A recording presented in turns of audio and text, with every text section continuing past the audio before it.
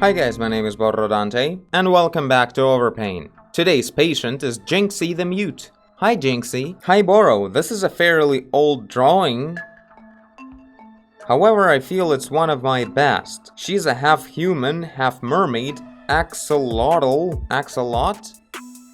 creature. It feels like it's missing something, the background, but I have no idea how to compose a background. I see, so let's think on the background and other stuff. So if we would just want to add a background to this picture, I would cut out the character out of the background, which is probably the way this character was painted. It was probably in a separate layer. And then, since the character is just flying in water and there's no hint on where or how, we would pretty much go ahead and paint something, well, basic. We would choose where the horizon line is. That's always a great thing to start anything with. Whatever you paint, a character, a ball, anything could use a horizon line. We need to know where it is comparing to our point of view. So I can see that the face of the character is kind of, oops, let's go a bit smaller, is kind of, looking, not tilted, looking there. And the knee is kind of facing there. So I'm getting a hint that the horizon line is, well, somewhere around here. If we would just make a guess based on what we already see, so the background would actually blend well or fit well to the character as it is. I feel like even lower. The knee is not really a guidance point, but the face is probably. It doesn't really make sense because the face can be just looking upwards, like right now you're looking at me, the horizon line should be somewhere around here, but you're seeing my face from the bottom, so it doesn't mean that I'm located higher than the camera, so I would just guess from just a design, I guess, point of view. This is where the horizon line would be, but we're not gonna paint it like this. It immediately started feeling very deserted and boring as I did that.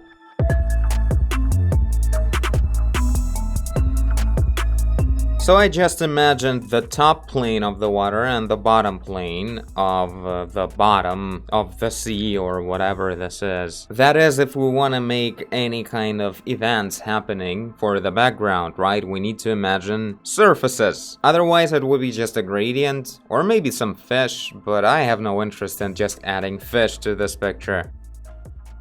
As a matter of fact, let's look up some of underwater ocean references. Well, that's not helping. That's even simpler than what I came up with just out of my head.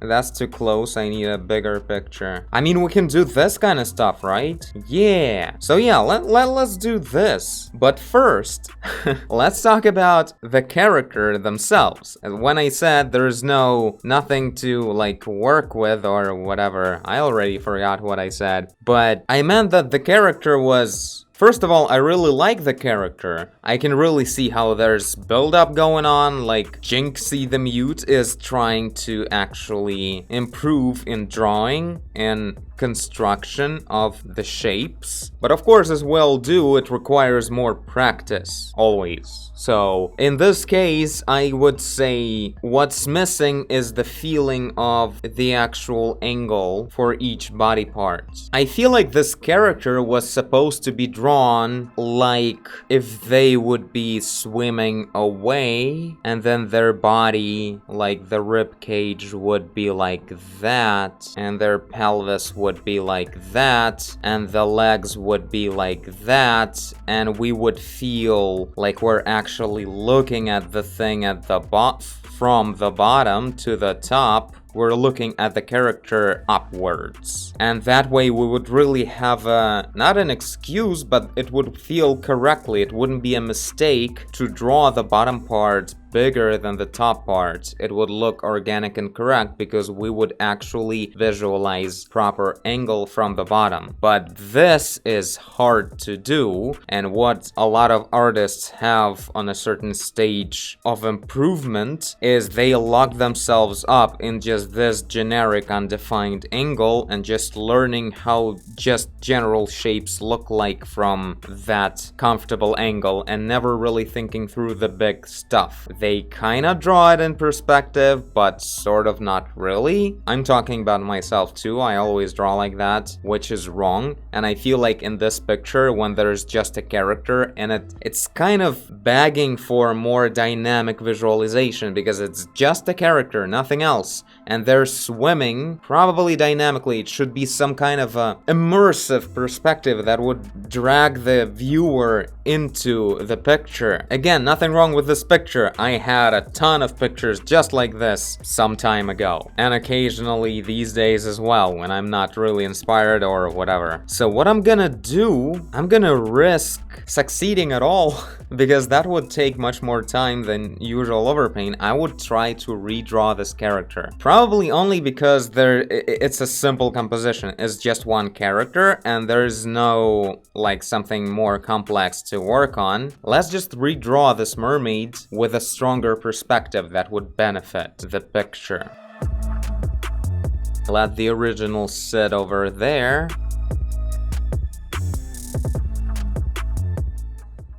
And I lost my recording, how about that? Good thing I at least had a hint on it from the right side of the screen.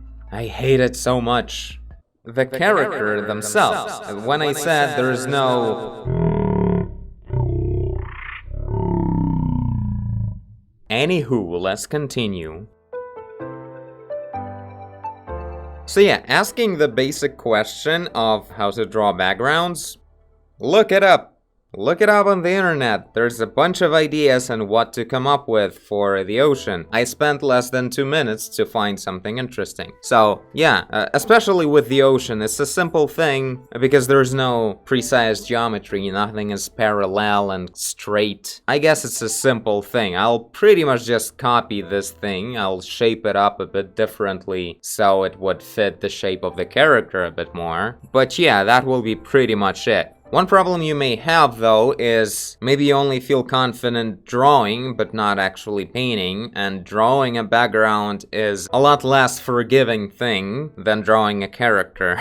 It has to be three-dimensional. You can't get away by not really thinking through the geometry, I guess. That would be one of the struggles. Let's add all this stuff.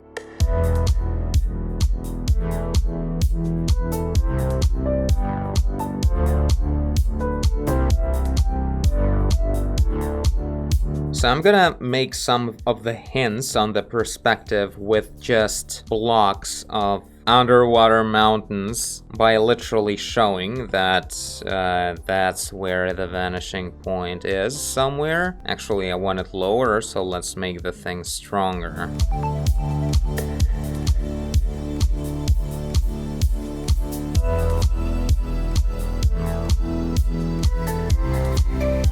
It's kind of looking cool.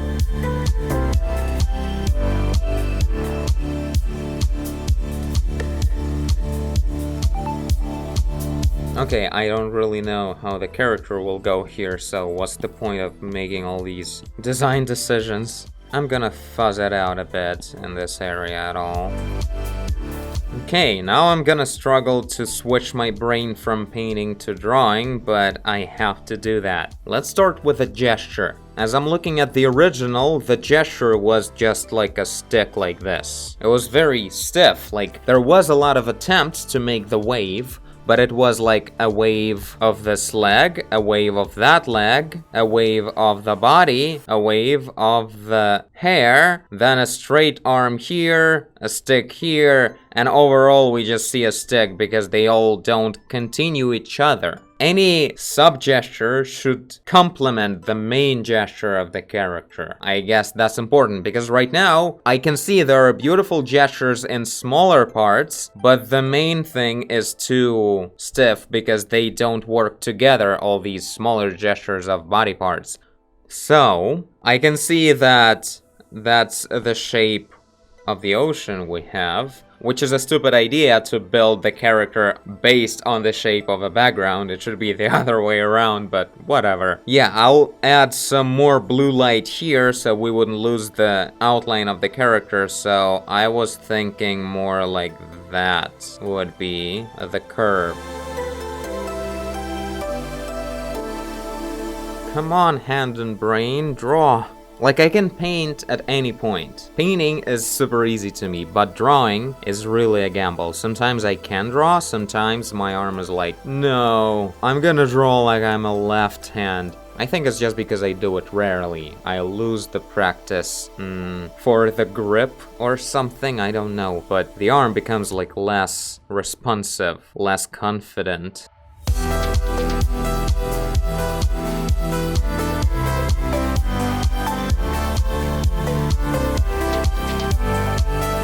Let's go cleaner. This is annoying.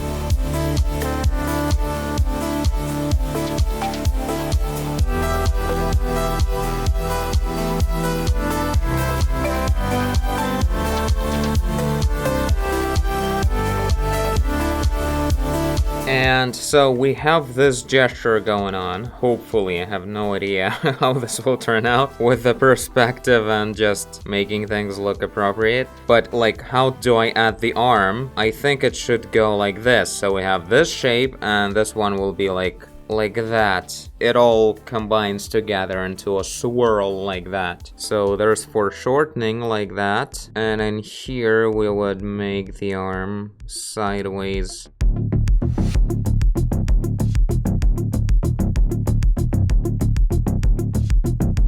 Okay, we need more space for the swimming things. What are those called? Jesus. Well, flippers? That was the word I was going for, but it's organic, so it's probably called somewhat else.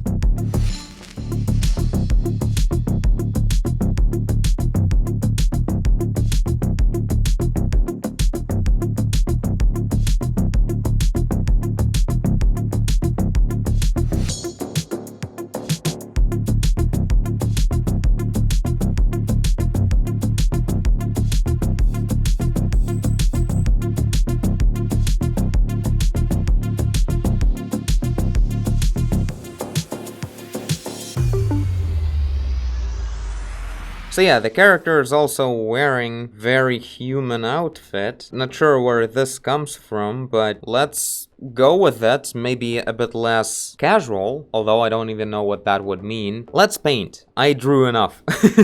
In a way that this is a good guide, hopefully. Honestly, that's the problem. With drawing, right now I can only analyze if it's right or wrong when I'll fill it up with at least a shape, a color spot. Before that, I can't tell if something's wrong. Maybe the lag above the knee is a bit bigger than here, like too big, but maybe not. I don't know. It should be smaller at the bottom. I don't know. Let's see. It's a weird overpaint, but... So yeah, let's just grab the basic color of the character, like this deep violet. Less saturated, though. Yeah, that's good enough. So, let's start painting everything.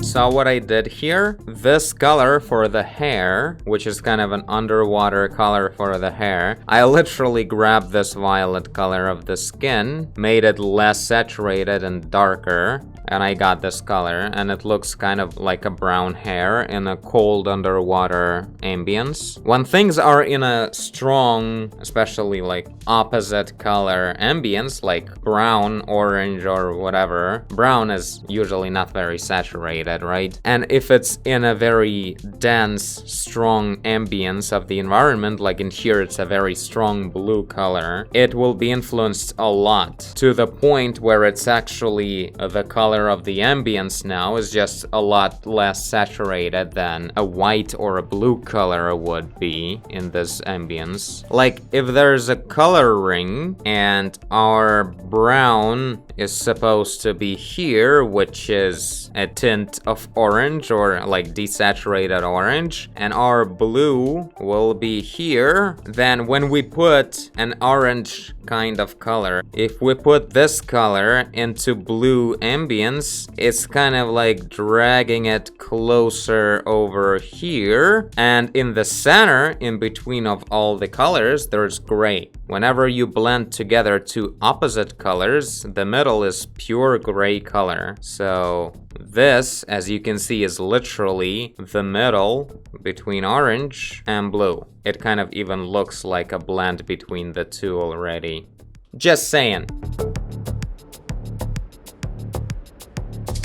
And yeah, I'm like literally solving this whole situation like that. If I would have this as a violet in this deep ambience, then red would be a lot less saturated and, well, darker in this case, and I'm getting this kind of stuff.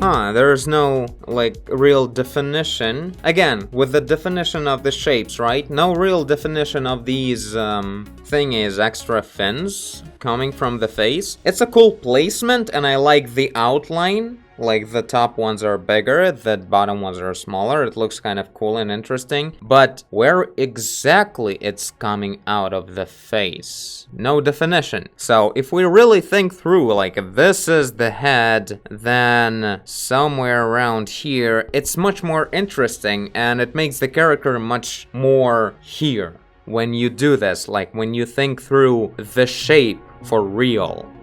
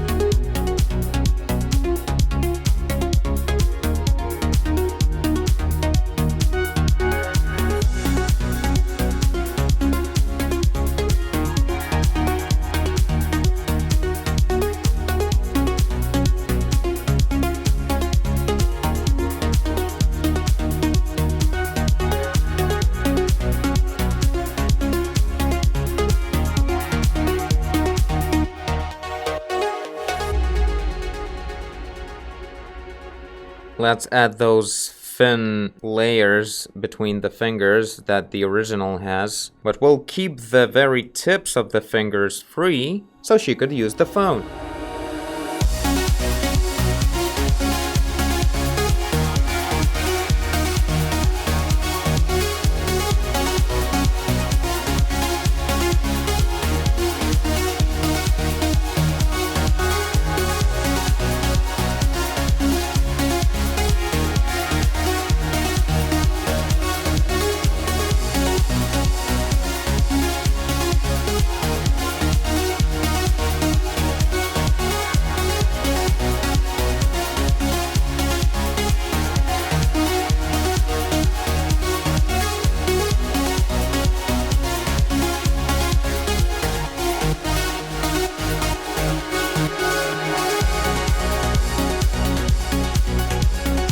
Trying to bring some of that cyan brightness to the character that it had, following just some kind of a flat texture. And I'm trying to, like, texturize the skin maybe.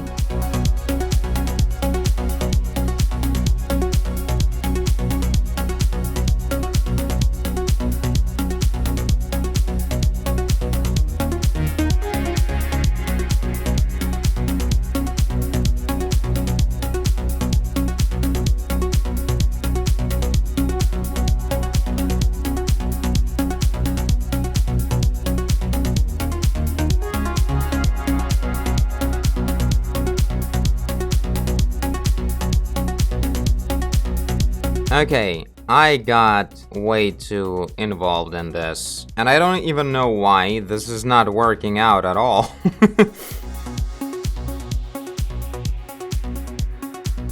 So anyway, when you find the character, you can start building background behind it, which is what this episode would look like if it would be an actual tutorial. So yeah, choose the angle that would work well with the geometry of the character. As I specified, they should follow the same vanishing point. And most importantly, find a reference and adapt it in a way that you wouldn't lose the silhouette of the character inside of it.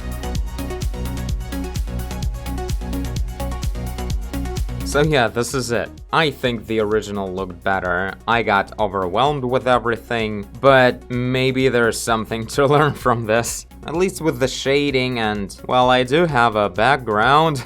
The face is so weird.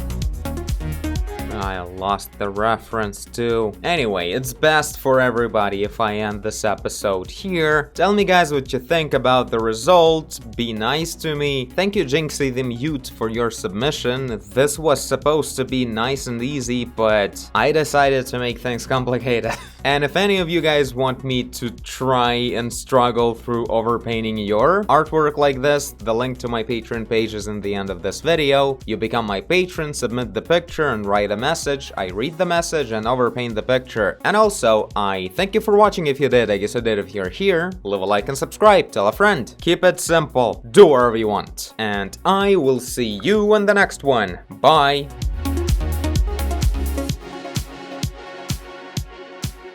The head is kinda small face.